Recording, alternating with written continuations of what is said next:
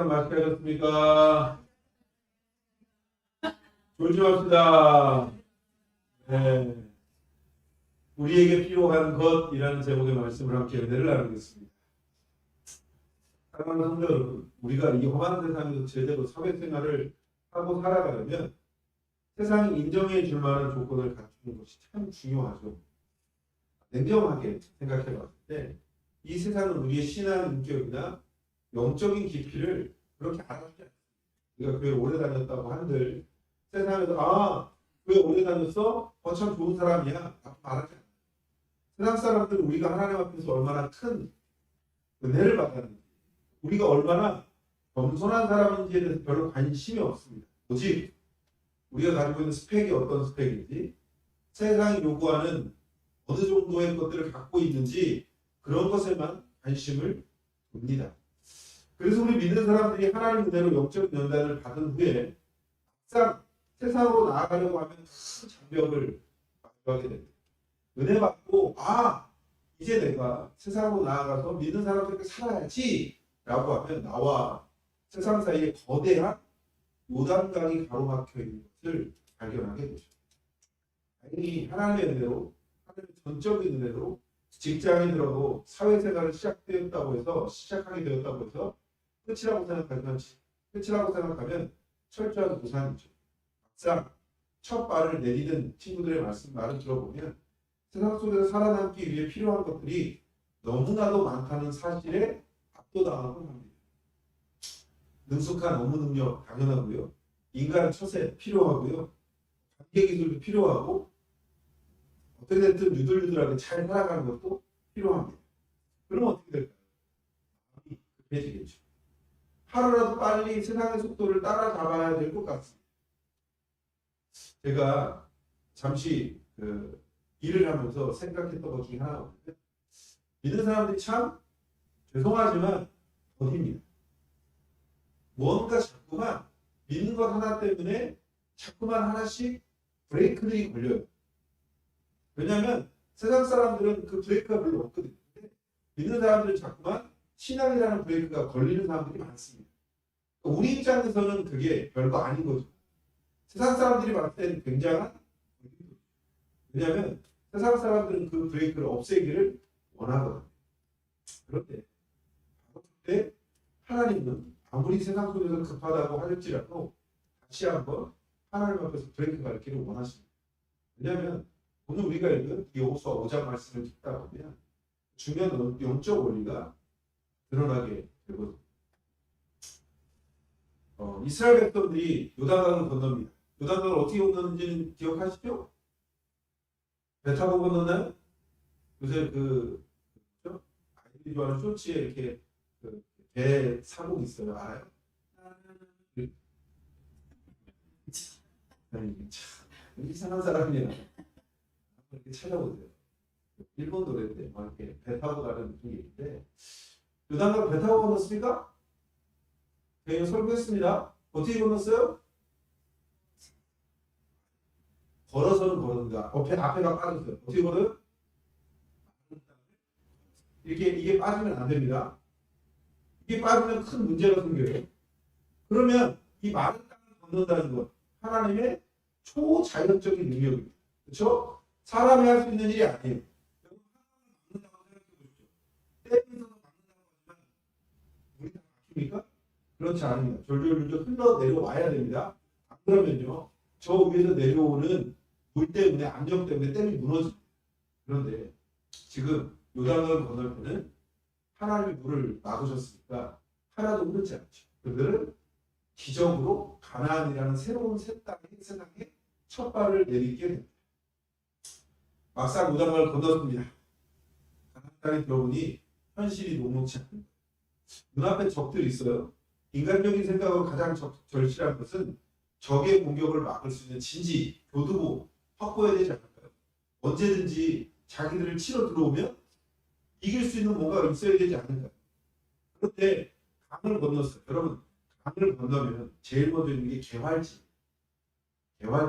어디서든 보이는 그곳에 지금 이스라엘 백성들은 진을 친 거예요. 몇 명이요?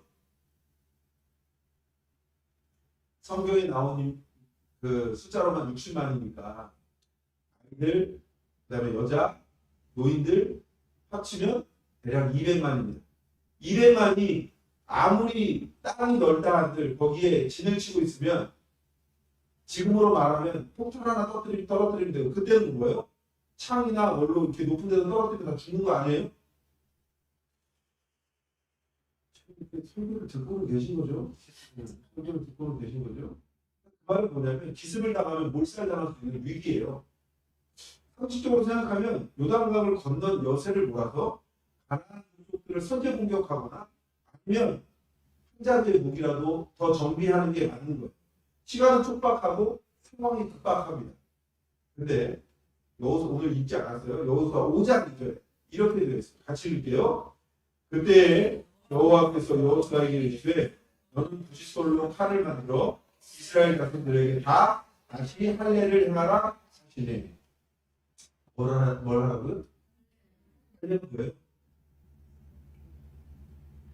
편하게 얘기하세요. 우리나라 말로 포도주스, 그죠? 근데 이때는 마취제가 있었을까요? 뭘로 해야 돼요? 누가 그대로 제가 예전에 이런 설교했더니 목사님 무슨 이상한 풀 먹으면 몸이 마취된대. 안 해보셨으면 바로 하지 마세요. 제가 이런 말 하면 어떤 여성분들이 그래요. 목사님 애 안 나오셨잖아요. 똑같은 거예요. 쉽지 않습니다. 근데 지금 누가 하라고요? 하나님이 그들에게 뭐예요? 모든 이스라엘 백성들에게 할례를 해라. 여기는 어디라고 말씀드렸어요? 개활지. 진을 치지도 않았어요. 강을 건너자마자 그곳에 머물러서 지금 그곳에서 할례를 행하라는 거예요. 하나님. 그럼 이 말은 뭐예요? 어떻게 보면 제발 와서 우리를 죽여달라 부탁하는 것과 다름없지 않습니까? 왜냐하면 할례를 행하면 진통제를 먹어도 못해도 일주일은 어그적거립니다. 근데 진통제도 안 먹고 표피를 대면 거기다 어린애들도 안 되고 지금 뭐예요? 장정들이에요. 그러니까 거기다가 날씨까지 뭐 덥거나 그러면 어때요? 부패하거나 일주일이 뭐예요? 못해도 열흘 이상은 있어야 되는 거예요. 30과 이성으로는 자살행위 아닐까요? 말이 안 되는 거잖아요. 근데 하나님은 이스라엘 백성들이 어떤 무기를 준비하는 것보다 할례하는 것을 원하셨습니다. 왜 그러셨을까요? 하나님이 비이성적인 분이시라서 비상식적인 분이시라서 그럴까요? 그렇지 않아요. 하나님이 자기 백성에게 진짜 기대하시는 것이 무엇인지를 보여주는 거예요. 하나님은 이스라엘 백성들이 가나안 땅을 얼마나 빨리 차지하는가에는 관심이 없죠. 잘못 말씀드릴게요. 하나님은요, 요단강을 건넜으니까 이제 다 해서 가나안 7족속을 물리치고 그 땅을 완벽하게 차지해야지 이거에 관심 있는 게 아니시죠. 그 하나님의 관심은 딱 순종입니다. 하나님의 말씀에 절대적으로 순종하는가 순종하지 않는가. 왜 그럴까요? 이스라엘 백성이 애굽에서 나오면서 이스라엘 백성들이 순종했나요? 몇 년을 돌리셨어요? 40년을 돌리셨어요. 40년을 돌리시고 난 다음에 요단강을 건너게 하셨어요. 순종했을까요? 잘 생각해보세요. 인간은 죄 많은 사람. 사람들이 그래요. 어떤 사람은 법 없이 산 사람이라고. 세상에요. 법 없이 산 사람이 없습니다. 법이 있어야 삽니다. 그 말은 뭐예요? 누구나 다 죄인이라는 거예요. 하나님께서 우리 죄를 사해 주셨어도 예수 그리스도를 통해서 사해 주셨어도 우리는 착한 사람이 없다고요. 왜요? 우리 마음속에 뭐가 있어요? 죄라는 것이 또 안에 들고 있거든요. 그렇기 때문에 하나님 앞에 순종하지 않습니다. 하나님이 원하신 건 철저한 순종이죠. 나의 생명과 안전을 내 계획과 무기가 아니라 오직 하나님께 맡기겠다는 신앙의 고백을 원하신 거죠. 놀라운 사실은 이스라엘 백성들이 인간의 계산을 내려놓고 말씀에 순종하여 할례를 받을 때 적들이 단 한 명도 그들을 건드리지 못했다는 겁니다. 여기서 뭐 해야 되는 줄 아세요?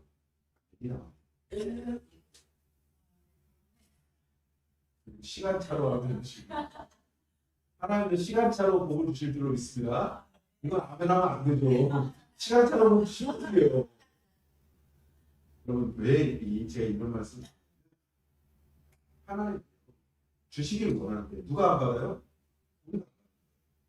하나님은 제가 늘 계속 얘기하죠. 손을 벌리셨어요. 근데 우리가 뭐예요? 손을 안 벌리는 거예요. 우리는 하나님이 주시는 거에 손을 닿고 있으니까 하나님도 내려요. 우리가 뭐만 하면 돼요? 벌기만 하면 돼요. 열기만 하면 하나님께 은혜를 받는데 이게 순종이에요. 그럼 하나님의 강한 손이 우리를 진쳐서 지켜주시는 거예요. 이스라엘 백성들이 어떠한 일을 해도 그들이 침범당하지 않게끔 하는 겁니다. 그리고 할례를 한 후에 이스라엘 백성은 더 재밌어요. 할례를 한 후에 이제 할례를 해서 났으면 뭐 해야 돼요? 싸워야 돼요. 일곱 족속 물리쳐야 돼요. 근데 거기서 뭐 하느냐? 유월절을 지켜요. 왜 유월절을 지켜요? 몇 년 만에 지키는 걸 거기에요. 언제 지켰어요? 6월 하고 난 뒤에 지금 이제 이스라엘 백성들이 가나안 땅에 들어서 온전한 유월절을 지키는 첫 유월절이에요. 그러니까 광야가 아닌 약속의 땅에서 그 땅의 곡식을 거두어 먹게 됩니다. 그러고 나니까 어떤 일이 벌어지느냐? 또 그칩니다. 뭐가 그칠까요?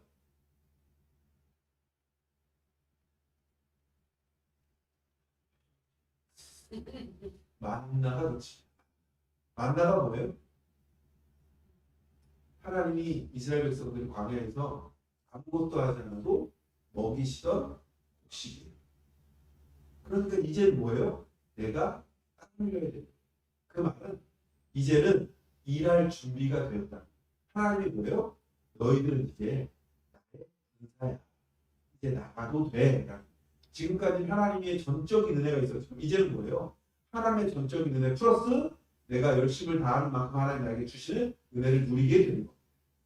그 말은 첫 번째는 다시는 광야로 쫓겨나지 않는 것이고, 두 번째는 마침내 40년 동안의 영적 훈련이 끝났음을 의미하는 것.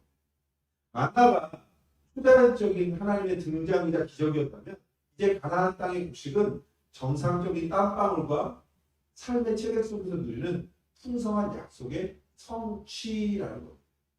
여기서 우리가 기억해야 될 것이 있습니다. 뭐냐면 이스라엘 백성들이 가나안 땅의 풍성한 곡식을 먹으면서도 과거 광야에서 먹이셨던 그 만나의 은혜를 잊지 않았다면 그들은 결코 가나안의 우상에 타락하지 않았을 것입니다. 그러면 다시 한번 우리로 생각해 볼게요. 우리가 세상에서 성공하고 하나님의 복을 계속 누리기 위해서 원칙이 하나 있습니다. 그건 기억하십시오. 내가 가장 어렵고 힘들 때 나를 도우셨던 하나님, 광야 같던 시절에 눈물로 기도하며 하나님 한 분만으로 만족했던 그때 그 시절의 심정을 잊지 않는 것. 풍요 속에서 과거의 은혜를 기억하면 우리의 신앙이 변질되지 않습니다. 근데 자꾸 풍요로 오면 뭘 잊어요? 제일 먼저 만나를 잊습니다. 하나님이 나를 먹이셨던 걸 잊는 거예요. 제가 하나 간증을 하면 하나님이 절대 저한테 더하게 주신 적이 없다는 거예요. 좀 넉넉하게 주시면 참 감사할 텐데 항상 필요한 것만큼만 주세요. 그것도 은혜죠. 전 은혜를 받았다고 생각합니다. 잘 생각해 보세요. 그것만으로 은혜입니다. 근데요, 제가 이번 주에 어떤 분이랑 얘기했어요. 그러시죠. 목사님, 저는 항상 2% 부족하게 주시죠. 근데 그분이 그렇게 목사님, 은혜입니다. 저는 그래서 제가 아직 덜 성숙했나. 그 2%에도 나는 감사해야 되는데 그게 안 돼. 그 말을 들으면서, 그 말씀을 들으면서 저도 감사할 수 있게 돼요. 사랑하는 성도들, 하나님은요 늘 그렇게 먹이시고 입히시고, 우리는 이전 만났을 때를 기억해야 돼요. 없을 때도 하나님 늘 주죠. 내가 그걸 잊지 말아야지. 그러면 오늘 말씀을 좀 넘어가 볼게요. 유월절을 지킨 후에 지도자 여호수아, 이 이스라엘 백성들을 그냥 평안했다면 지도자는 마음이 복잡하죠. 왜냐하면 여리고성이 보이거든요. 여리고성이 보여요. 지금 이스라엘 백성들 앞에서 여리고성을 보는 건 여호수아밖에 없는 거죠. 그럼 뭐가 보여요? 와, 저거 어떻게 뚫지? 왜냐면 그 학자들이 여리고성을 보고 난 걸 보면 이중관계예요. 이중관계. 그리고 당시의 고대 근동에서 철의 요새라고 얘기했어요. 아무나 뚫지 못해요. 그러면 여호수아가 산에 올라가서 보면 저 요새를 내가 어떻게 뚫지? 아무리 머리를 굴려도 거기 못 가게 되는 거죠. 그때 이 여호수아의 고뇌와 무거운 책임감이 그를 짓누를 때 여호수아 앞에 칼을 빼들고 있는 한 장수가 등장합니다. 오늘 5장 13절 우리 같이 읽어보겠습니다. 시작. 너는 우리를 위하느냐 우리의 적들을 위하느냐. 밝지 않습니다. 짧게 있습니다. 왜냐하면 한 사람이 서 있는데 칼을 빼들고 있어요. 그 사람에게 여호수아가 묻는 거예요. 너는 우리를 위하여 거기 서 있어? 적들을 위하여 거기 서 있어. 그러니까 이거죠. 너 우리 편에 나의 편이야 이 말이잖아.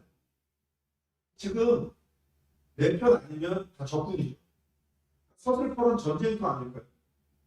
근데 이 질문은 오늘날 우리가 하나님께 던지는 질문과 같은 거죠. 우리는 인생의 갈등과 위기 속에 하나님께 자주 물어요. 하나님 정말 내 편 맞으세요? 내 편이세요? 아니면 저 사람 편이세요? 하나님, 제가 비즈니스하는 제 편입니까? 아니면 경쟁업체 편입니까? 하나님이 이 장수의 대답이 별자리입니다. 5장 14절에 이렇게만 얘기하고 있습니다. 띄워주실 거죠? 같이 읽겠습니다. 아니라 나는 여호와의 군대들 이상으로 지금 왔네. 아멘. 그 장수가 이렇게 얘기해요. 아니라 단호하게 와. 이 대답의 영적인 의미는 이거예요. 여호수아야, 내가 누구 편이 있느냐가 중요한 것이 아니라 진짜 중요한 것은 네가 지금 어느 편에 서 있는가 이거야. 이 군대 대장, 그러니까 장수가 너 어디 편이냐고 물었는데 이 장수가 그렇게 말하는 거야. 넌 누구 편이야? 대질문하는 거야. 우리는 자꾸만 하나님을 내 편으로 끌어들이려고 합니다. 내 야망, 내 계획, 내 사업을 성공시키기 위해서 하나님의 능력을 동원하려고 하죠. 그런데 그거 죄송하지만 잘못된 시장입니다. 우리가 할 일은 내 계획을 정해놓고 하나님을 내 편으로 만드는 것이 아니라 내가 먼저 철저히 끼어들어서 하나님의 생각과 하나님 편에 서는 것. 내가 모든 걸 다 맞춰놓고 이거 마치 하나님이 하신 것처럼 말하는 게 아니라 모든 것들을 다 하나님 앞에 열어놓고 하나님이 어떻게 하실지를 기대하는 것.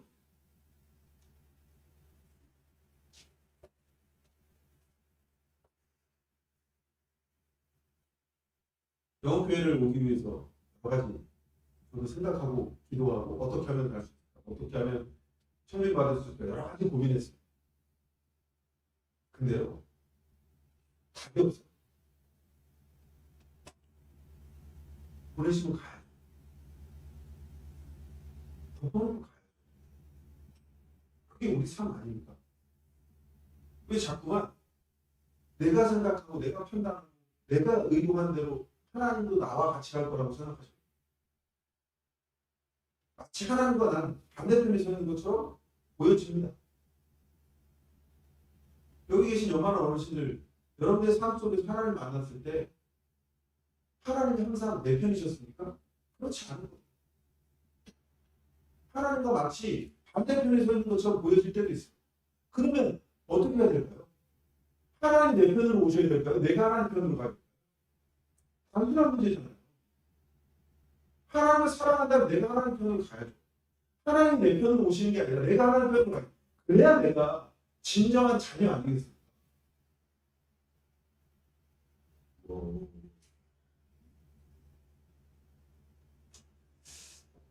여호수아는 깨닫죠. 왜냐하면 눈앞의 장수가 누군지 보는 거예요. 그래서 여호수아가 하나님 앞에 선택받은 자예요. 지금 여호수아는 할례를 미리 받았잖아요. 출애굽할 때부터 받는다니까. 왜냐하면 출애굽하기 전에 히브리 백성이었잖아요. 유일하게 여호수아 갈렙 빼고는 다 받은 사람들이거든요. 왜 밖에 다 죽었으니까. 그러니까 이제 이 사람들을 보고 나온 거예요. 그래서 바라보는 거죠. 근데 하나님은 군대 대장을 통해서 뭘 보기를 원하시느냐? 저기 있는 여리고성 보지 말고 이스라엘 백성들을 바라보는 거예요. 이들이 이렇게 해도 가만히 있을 수 있는 이유는 내가 너와 함께 하는 거야. 이렇게 말씀하십니다. 그러니 여호수아가 즉시 얼굴을 땅에 대고 엎드려 겸손히 물어 내 주여 종에게 무슨 말씀을 하시려나이까 이렇게 물어요. 성도 여러분, 이게 우리의 기도예요. 하나님 내 편이 되어주셔서 저 여리고를 무너뜨려 주십시오가 아니라 주님, 제가 어떻게 하면 하나님 뜻에 복종할까요? 종에게 말씀하십시오. 제가 순종하겠습니다. 이걸로 바뀌어야 된다. 안 바뀌면 죄송한데 우리가 생각했던 그 모든 거 다 여리고선이 장담합니다. 본문 보면 여호와의 군대 대장이 지금 도착했다고 합니다. 지금. 근데 하나님은 정확한 타이밍, 즉 작전 지시가 지금 떨어졌다는 거예요. 아니, 이스라엘 백성이 할례나 유월절 같은 영적인 준비를 생략한 채 마음이 급해서 먼저 여리고성을 공격했다면 어떻게 됐을까요? 100% 참패했죠. 여리고성 다음에 어느 성이에요? 아이성. 아이성에서 뭐예요? 똑같은 짓을 합니다. 여리고성처럼 해요. 무너뜨려요? 못 무너뜨려요? 당연하죠. 못 무너뜨립니다. 왜요? 아이성이잖아요. 여리고성이 아주 철저한 철의 성이었으면 아이성은 그냥 가서 200만 명, 한 60만 명이 가서 무너뜨리면 다 무너뜨릴 수 있는 성이었어요. 근데 못 무너뜨려요. 왜요? 잊었어요. 잊었어요. 등장하긴 했지만 여호수아도 나태했던 거예요. 왜? 하나님께 묻지 않는 거예요. 하나님께 물으면 성공하고 하나님께 묻지 않으면 실패하고. 이거 어디서도 얘기 나올까요? 사울도 등장하고 다윗도 등장하고 계속 믿음의 선진들이 갔던 모든 삶에도 등장하고. 그러면 이거 누구에게도 적용될까요? 우리에게도 적용돼요. 하나님의 일에는 반드시 때가 있습니다. 내 생각에는 더디고 늦어 보여도 하나님의 정확한 시간을 기다릴 줄 아는 것이 믿음입니다. 사실 여호와의 군대들은 보이지 않게 이미 이스라엘을 지키고 계셨죠. 그랬기에 이스라엘이 할례를 받고 고통으로 누워있던 그 무방패 상태의 기간에도 가나안 족속들이 감히 공격하지 못했던 겁니다. 이 말은 내가 멈추어 서 있는 순간에도 하나님은 일하신다는 겁니다. 이제 여호와의 군대대장이 여호수아에게 마지막 결정적인 명령을 냅니다. 여호수아 5장 15절을 같이 읽겠습니다. 내 발에서 신을 벗으라. 내가 선 곳은 거룩하다. 이 말은 과거 호렙산에 떨기나무 불꽃 가운데서 하나님이 모세를 부르실 때 하셨던 말씀과 똑같습니다. 사실 객관적으로 보면 가나안 땅은 거룩한 곳이 아니죠. 온갖 우상숭배, 음란, 죄악이 가득했던 추악한 도성입니다. 그런데 하나님은 그곳을 향해 거룩한 곳이라고 선포하십니다. 왜냐하면 이제 하나님께서 거룩한 백성인 이스라엘 백성을 그곳에 들어보내셔서 그곳을 거룩한 곳으로 바꾸실 것이기 때문입니다.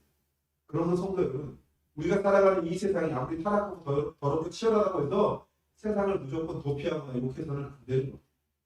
하나님은 바로 우리를 통해서 우리의 직장, 우리의 가정, 우리의 삶의 터전을 거룩하게 변화시키기를 원하시기 때문임을 믿으시길 주님으로 소망합니다.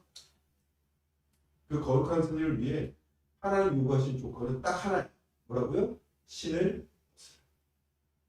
고대 사회에서 신을 벗는다는 건 종입니다. 종.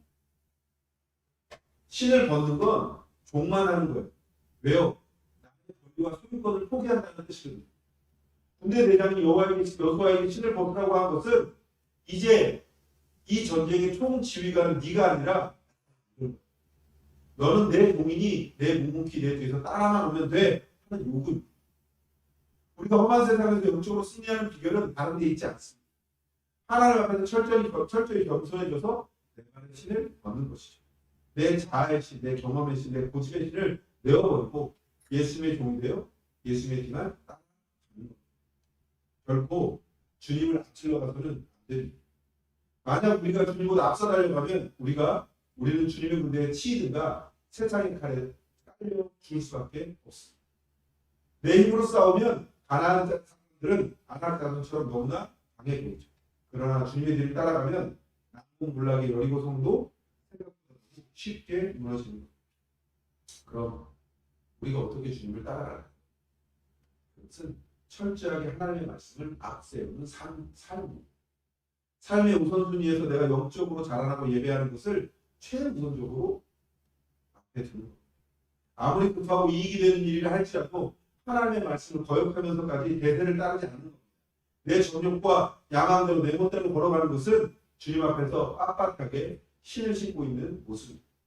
죄송하지만 내 힘으로 싸우면 백전백패입니다. 말씀을 정리하겠습니다. 오늘 시간 하나님 앞에서 여전히 벗지 못하고 움켜쥐고 있는 우리의 신발은 무엇일까요? 나의 자존심, 세상의 스펙, 미래에 대한 불안감, 세상에서 나를 바라보는 시선, 그것들이 되겠죠. 그럼 우리가 해야 될 단 하나의 일은 발에서 신을 얻는 겁니다.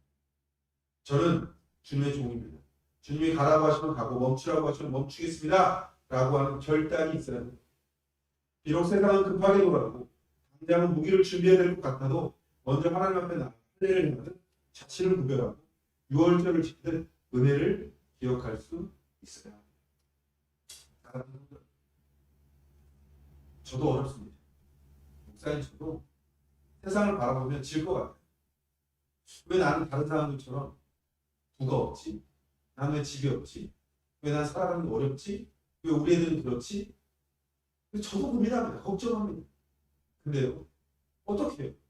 하나님 나를 이곳에 세우셨으니 해야죠.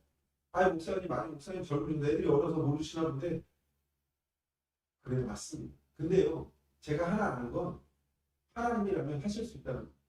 그걸 믿어야죠. 전 하나님 믿으니까 이 자리에 서 있습니다. 여러분들 하나님 믿으니까 이 자리에 앉아 계시는 거 아니겠습니까?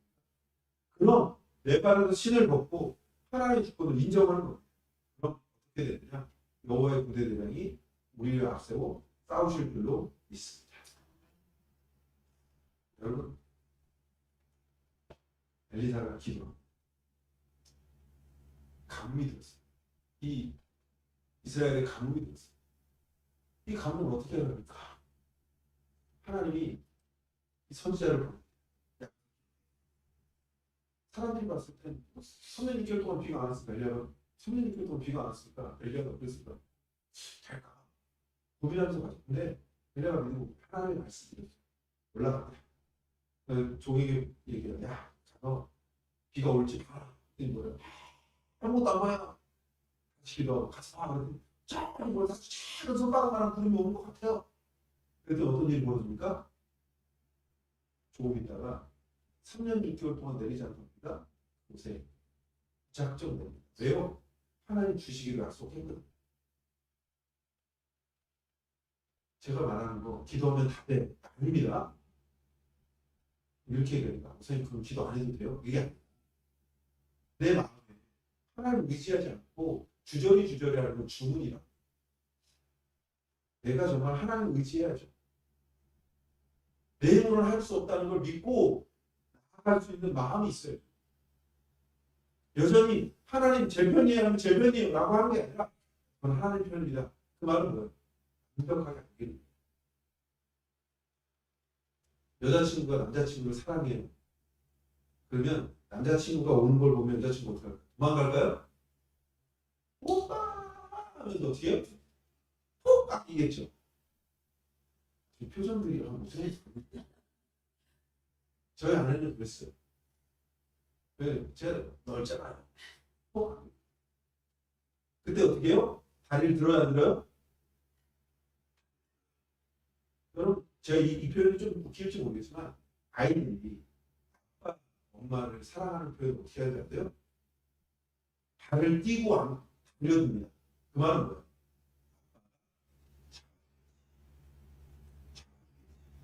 그게 맡긴다는 거. 여전히 할까? 그럼 어떻게 해요? 발을 그래서 이게 앵긴 것도 아니고 안 앵긴 것도 아니고 이렇게 들리는 거예요. 그러지 마시고 하나님 앞에 여러분의 삶을 맡기십시오.